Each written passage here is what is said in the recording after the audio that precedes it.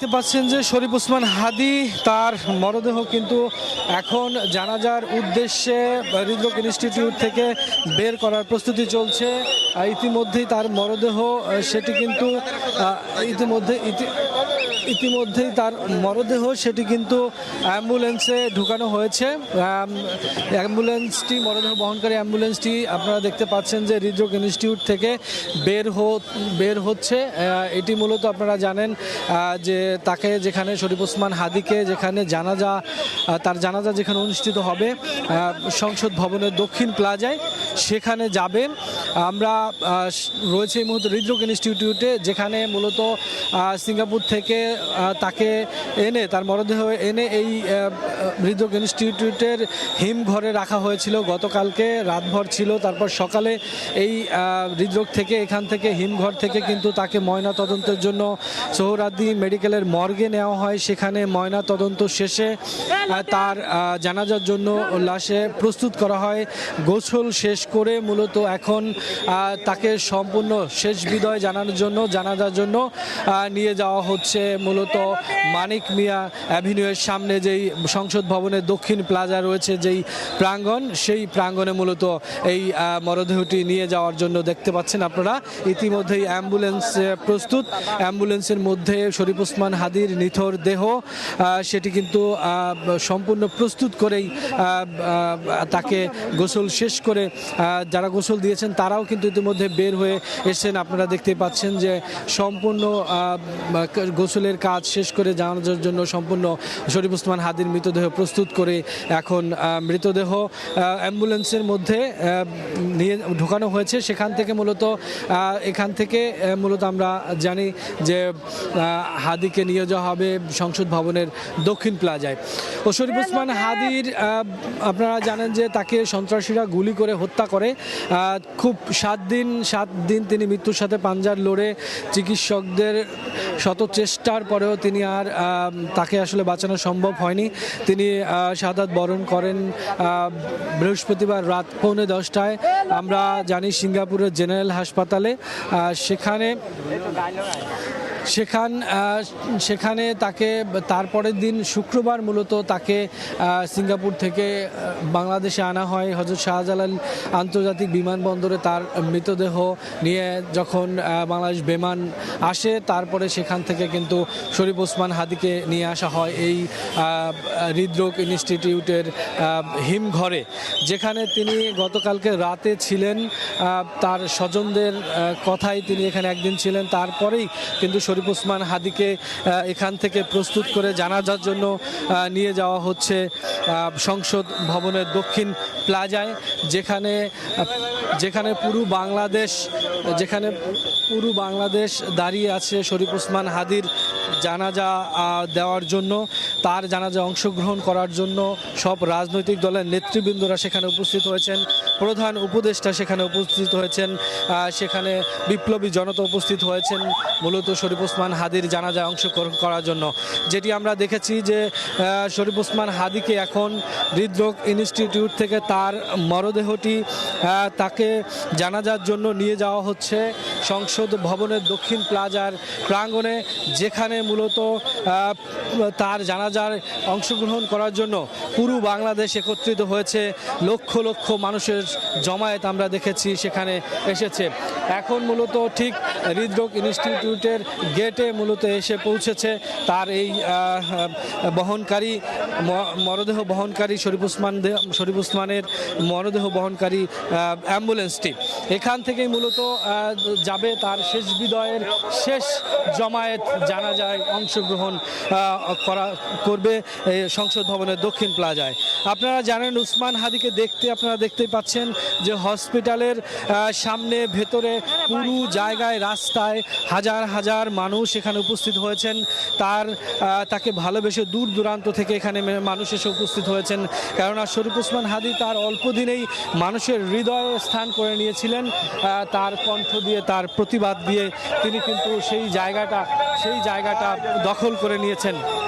আমরা দেখতে পাচ্ছি যে পুরো আইনশৃঙ্খলা বাহিনীর কড়া বেষ্টনীতে মূলত এই শরীফ ওসমান হাদির মৃতদেহটি বের করে অ্যাম্বুলেন্স সহ বের করে আনা হচ্ছে, যেটি মূলত সংসদ ভবনের উদ্দেশ্যে যাচ্ছে। হসপিটাল থেকে ইতিমধ্যেই তার বহনকারী অ্যাম্বুলেন্সটি বের হয়ে গিয়েছে, যেটি সংসদ ভবনের দক্ষিণ প্লাজায় যাবে। আপনারা দেখতেই পাচ্ছেন যে শেষ বিদায় জানাতে কিন্তু রাস্তার দুপাশে হাজার হাজার জনতা এখানে এসে উপস্থিত হয়েছেন।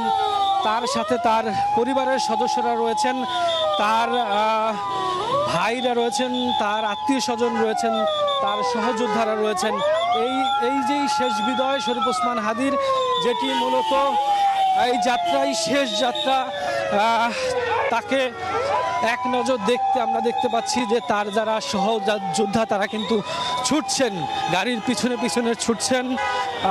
মূলত এটি যাবে সংসদ ভবনের দক্ষিণ প্লাজায়, যেখানে প্রস্তুত করা হয়েছে শরীফ ওসমান হাদিকে জানাজার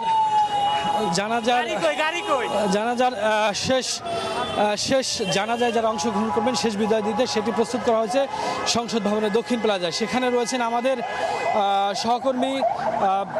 সহকর্মী নাজমুস সালেহী, তিনি জানাবেন সেখানে কি পরিস্থিতি।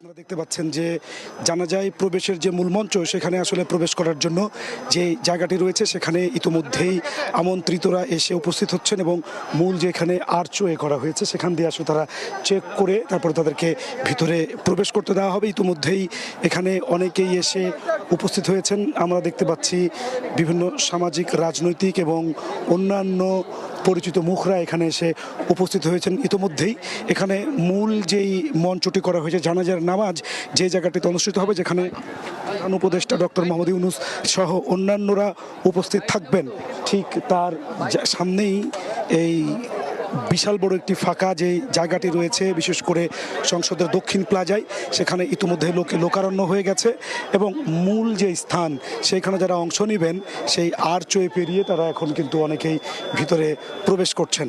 আমরা দেখতে পাচ্ছি যে এখান থেকে অনেকেই এখান থেকে যাচ্ছেন এবং মূল যে আর্চওয়ে সেই আর্চওয়েতে এখান থেকে কিন্তু এখন প্রবেশের অনুমতি দেওয়া হয়েছে এবং অনেকেই সেখানে ঢুকছেন সেখান থেকে। এবং দক্ষিণ প্লাজার এখানে যারা আসছেন তারা সবাই আসলে স্লোগানে পুরো এলাকা প্রকম্পিত করছেন এবং তারা হচ্ছে এখানে দাবি তুলছেন শহীদ ওসমান হাদির যেই খুনিরা রয়েছে তাদেরকে ভারত থেকে ফিরিয়ে এনে দ্রুত বিচারের মুখোমুখি করার জন্য। এবং আমরা জানি যে এই একটু পরে এখানে জানাজার নামাজ শুরু হবে। 1:15 ইতিমধ্যে বেজে গেছে, 2টার সময় এখানে জানাজার নামাজ এবং শরীফ ওসমান হাদিকে বহনকারী অ্যাম্বুলেন্স তার সতীর্থরা তাকে নিয়ে ইতিমধ্যেই রওনা দিয়েছেন এই সংসদের দক্ষিণ প্লাজায়। এবং আমরা দেখতে পাচ্ছি যে সংসদের দক্ষিণ প্লাজায় আমন্ত্রিত অতিথি যারা এখন পর্যন্ত এখানে এখানে অংশ নেবেন মূল জানাজার নামাজে, তারা এসে এখানে উপস্থিত হয়েছেন এবং তাদের যে নাম ধরে ধরে তাদেরকে আসলে ভিতরে ঢুকানো হচ্ছে। এবং হচ্ছে যে এখানে আমরা দেখতে পাচ্ছি সমাজের বিভিন্ন শ্রেণী পেশার প্রতিষ্ঠিত যারা রয়েছেন তারা এখানে এসে উপস্থিত হয়েছেন। এবং হচ্ছে যে এখানে মূল যে জায়গাটি রয়েছে যেখান থেকে আসলে এটি মূল যে জায়গাটি রয়েছে যেখানে জানাজার নামাজটি অনুষ্ঠিত হবে, সেখানে প্রধান উপদেষ্টা সহ রাষ্ট্রের গুরুত্বপূর্ণ ব্যক্তিরা এখানে অংশ নেবেন। সেই জায়গাটিকে কর্ডন করে রাখা হয়েছে, নিরাপত্তা বেষ্টনীর মধ্যে সেই জায়গাটিকে নিয়ে আসা হয়েছে এবং যাদেরকে প্রধান উপদেষ্টা ডক্টর মোহাম্মদ ইউনূস সহ রাষ্ট্রের ভিভিআইপি এবং গুরুত্বপূর্ণ যারা জানাজায় অংশ নেবেন তাদের জায়গাটিকে আসলে এই মুহূর্তে কর্ডন করে ফেলা হয়েছে এবং সেখানে এখন তারা অবস্থান করছেন। এবং এই আমরা জানতে পেরেছি ইতিমধ্যেই হাসপাতাল থেকে শহীদ ওসমান হাদির লাশ নিয়ে সতীর্থরা রওনা দিয়েছেন সংসদ ভবনের দক্ষিণ প্লাজার উদ্দেশ্যে।